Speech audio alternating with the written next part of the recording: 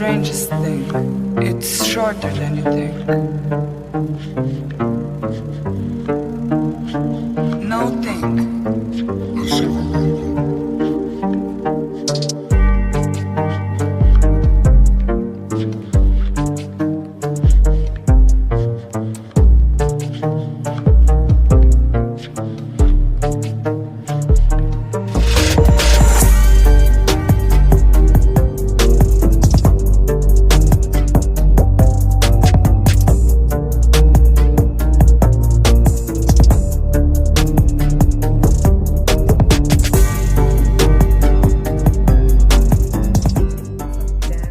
Queen Talks Crime. I am back with another video.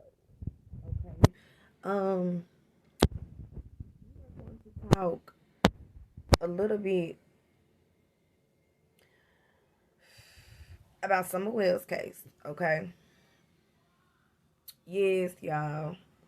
I went and got my nails soaked off, y'all. So I will be getting ready to get a new set on. Right now, I'm just gonna give it a little bit of break. But anyway, let's go ahead and get into it. Okay. We're gonna be talking about and dealing with the scream. That a neighbor said they heard, and we're going to hear her describe the scream. Okay, and that's very, very, very important. The scream, how she described it. Now, myself, before I even knew who it was that allegedly heard the scream, before I knew it was Jody Sue, before I knew any of that, I didn't believe the scream. Okay, I did not believe the scream. And there's multiple reasons why I did not hear the scream. Well, for one, Candace never reported that she heard a scream. And I was waiting to see if anybody else heard a scream. But basically, it was just her and allegedly her kids that was around her at the time that heard the scream. But it was reportedly like no one else that heard any scream. Like nobody else on the property, unless Candace is lying or involved. She didn't report a scream, and we don't know because we're not able to talk to the younger three boys if they heard a scream. So if we don't know what the younger three boys have told CPS or told law enforcement, so we don't know what they have disclosed with law enforcement. So my question is, did the boys hear anything? Because if this neighbor heard a scream a little further out, the boys should have heard something. And if they did not report, which I'm sure the police know what the boys have said and know by now, if they didn't hear no scream and they're right there on that property, then that's a problem. And I always find it very hard to believe the story of the scream. I don't know what the reasoning is. Or maybe, some people like to be involved and, people think the neighbor is aiding the wells. I don't know. To be honest, I don't know. But far as the scream, I have a hard time believing that. I have a hard time believing the scream itself. Okay? That's what I have a hard time believing. Okay? Your girl don't know about that. But let's get into this clip, okay? The Wells family lives across the street from a neighboring property. On mirroring mountains, together they can be described as sentinels which sit high over Ben Hill Road. The night Summer went missing, the neighbor swears that she and her two children heard a scream shortly before they joined the search for a now missing Summer Wells. It's there, but you want to forget. On the watch and hypervigilant. That's how Jody Sue Brown was the very day Summer Wells went missing. There's no TV, no noise at all. Jody Sue was in her cabin with her teenage kids, 19 and 14, waiting for anything. We were kind of hyper alert because of property things that had happened the day before. So we were listening for noise. Everything was kind of quiet. The sale brought a plethora of people to their door, confused about which piece of land was for sale, leading to a dispute of property lines. While we were out at one point doing survey lines, and there was a flash of a car that went up Candace and Donnie's driveway, something about it struck me wrong. She and her family next heard a truck door slamming and dismissed it as their neighbors. The next sound was... So I'm hearing something that I did not hear before. She said she had heard a truck or a car going up the road, and she heard a door slam. That could have been the Wells car, a friend visiting car, Candace arriving home, Don arriving home. It could have been multiple, because they do drive there and out, in and out. It could have been, or if she was kidnapped, allegedly the person that drove her off vehicle as well. But there's no evidence of that. So however someone got off the property, there could have been a vehicle. But my question is, how would she have heard a door slam and all of that? Exactly how close are you to the Wells house? How close? Because that land, and looking at the surrounding areas of that property, you a little ways off unless the door was slammed hard. I mean, you would have to been really ear hustling to be able to hear everything that you're saying you heard. But let's keep harder going. to justify. About an hour and a half before Summer is thought to go missing, Jody Sue, her son, and her daughter heard something far more suspicious. A scream. Stopped all three of us cold. Her daughter was the first to go to the cabin door. Then all three were there, listening still. We heard just this kind of shrill, almost animalistic scream. Animalistic, but not an animal. Knew it was, wrong. It wasn't a dog. It wasn't an animal. That vigilance kicking into overdrive. Jody Sue and her son went out to look for the source of the scream. My son and I decided to go out, look and see what we could see. We went back onto the bank. Didn't see anything, didn't hear anything. They went on with their evening. The kids returned to being kids. Jody Sue headed down her driveway around 6 to tend to flowers. Okay, so what she's saying is, from what I'm understanding, y'all, let me know who in the comments. She's saying once they heard the scream, they went to go try to find the source of the scream, and I guess did not find anything. No source. So you heard the scream, y'all stopped, and then y'all went to go look to see who was screaming. Am I getting that correct? And then you hear Candace yelling for something. At this point, I start hearing Candace hollering for Summer. And then my brain immediately went, scream earlier, this, uh-oh. Jody Sue was the first to... I would like to know what's the time limit in between when Jody Sue heard the scream between the time Candace started yelling for Summer. That will be very important, and that is also a key piece here as well. How far apart was the scream and Candace yelling for Summer? I think that is very important, and I would really like to have that information. Because y'all went on with what y'all was doing. So y'all heard the scream, y'all looked, didn't find anything, as y'all say. So y'all went back to doing whatever y'all was doing, Jody Sue and her kids. Then later on, you hear her calling for Summer. So that sounds like a little whiles later. So could Summer have been gone for a while? Candace didn't know, and later on then she realized Summer was not there. And then start yelling for her. That, like I said, I'm just having a hard time with the timeline. I'm having a hard time with this timeline of the neighbor hearing the scream I wanted to know the distance apart. When did you hear the scream? And when did you hear Candace start yelling for Summer? How long or far apart was the scream and her calling for Summer? Was it an hour, 30 minutes? How far apart was that? That's very, very vital here. Very vital. And the timeline is already a mess. And when you add the neighbor into it, because the timeline is not real, we will get into the timeline again. Because 5 months ago I got into the timeline, but it's time for me to go back through the timeline because it's not real and there's lies in the timeline. So on top of the lies being in the damn timeline, what the neighbor is saying in the screens is definitely not matching up with it.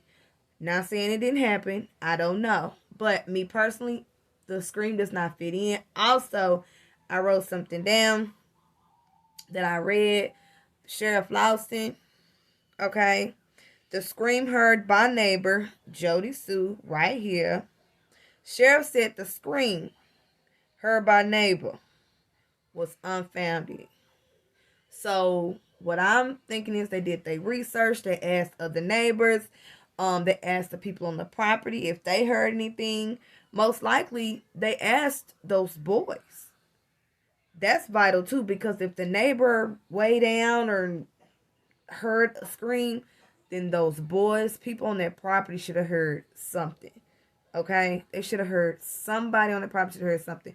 If nobody on the property heard anything, then I'm having a hard time getting with the scream, if that's even true. But the sheriff said that's unfounded. No evidence of a scream, and I'm sure they went around asking, and also the people on the property. Okay, so the sheriff said, yap. He talked to Jody Sue multiple times. The scream is unfounded. He cut it out. He threw it out. So no such scream. So it don't matter about her going to WJHL. Law enforcement said scream unfounded, null and void. So that he basically telling us there wasn't a scream. That's what I take from it. He's saying ain't no scream. All right. Also, something else that I want to address real quick. Y'all know how Don always talks about how it's so bad over there with drugs and people selling drugs and da and then the cornbread mafia. Well, sheriff also said it's unfounded about the hot drug spot area over there near the Wells house. That's not true. So he also said Don is lying about that as well. Okay. So Don lied about the area being drug infested, being a hot spot. The law enforcement said there is no evidence of there being a hot spot infested like that. They said that's unfounded. So what we're hearing a lot on social media, y'all, is nothing but what it is. You just hearing things. You hearing rumors and theories and opinions. This is not factual. So the scream, law enforcement cut it out. Not factual. The hotspot drug area near the Wells homes, cut, negative, unfounded. So all of this is being knocked down by the police. So then that leaves again the last people there with the child or someone that Candace and Don knew. Okay. One more thing I want to address real quick before I finish this clip. Why did Don lie? I can answer that. Don lies because he wants you to believe a narrative. He wants to get the attention off of him and Candace. He don't want them to be looked like they did something to her or they had anything to do with her going missing. So I'm going to push this narrative of my daughter being kidnapped by someone, and he can never tell you, he always say no, it's nobody we know. So he wants us to believe it is a complete stranger abduction. Also now he threw in a black person. Okay, whatever. Fuck you, Don. So he wants you to believe a complete stranger. Okay. abducted her. So we know why he lied. We know why he threw out theories. We know why he was holding so hard to what Jody Sue said, because that would support his abduction theory. But I asked myself, well, why did he lie? Well, he lied because he don't want to be looked at as him doing something to his daughter. He don't want the tension on him. He wants it to go a certain way, which he wants the abduction, and that's it. Okay. And another reason, because I want people to think about this, because a lot of people talk about, well, the dog lost it at the end of the trail. Well, we've heard multiple rumors, multiple theories from the Wells. The dog lost it at the end of the driveway, and then we've also heard lost it at the end of the dog trail. Which one is it? You can't have it both ways. Dog trail or driveway? Which one? That's why the people have a hard time believing anything that's said, because stories keep changing. So, well, if you're taking a child off the property, including the parents could be included in it. If you're putting a child in a car, driving the child off, okay, that could be why the scent stopped at the end of the driveway. Same as the dog trail, okay? And then also, the child's scent would be on the driveway, in the yard, on the dog trail, because the child played outside a lot. So her scent is going to be everywhere. It should not be in the middle of the street off the dog trail, because the child allegedly never played in the street, so it wouldn't be there. Do y'all get what I'm saying? Her scent is going to be everywhere. Everywhere, because she was always everywhere on the property. With that being said, they keep changing whether it was the scent stopped at the end of the driveway, dog trail, yada, yada, yada. Well, I'm assuming Summer wasn't playing in the middle of the street, so her scent wouldn't be nowhere in the street. It would stop at the driveway, at the end of the driveway. It would stop at the end of the dog trail, because she wouldn't be playing in the street. So, I'm just saying, somebody got that baby off their property. It could have been either one of the parents. It could have been someone the parents knew, because they all have vehicles. But it definitely, in my opinion, is not a strange abduction. Definitely not. Okay? But let's finish here. But I just wanted to talk about that real quick, because I had that written down. I wanted to address it. Hear those calls and the first to join the search for Summer. I dropped my purse. I tried to yell up at Candace. I was like, I'm looking, and I started looking. Jody Sue searched one side of a creek, Summer's brothers the opposite side. And you gave statements to the police, right? Oh, absolutely. Jody Sue had been interviewed many times by investigators, bringing up the scream often.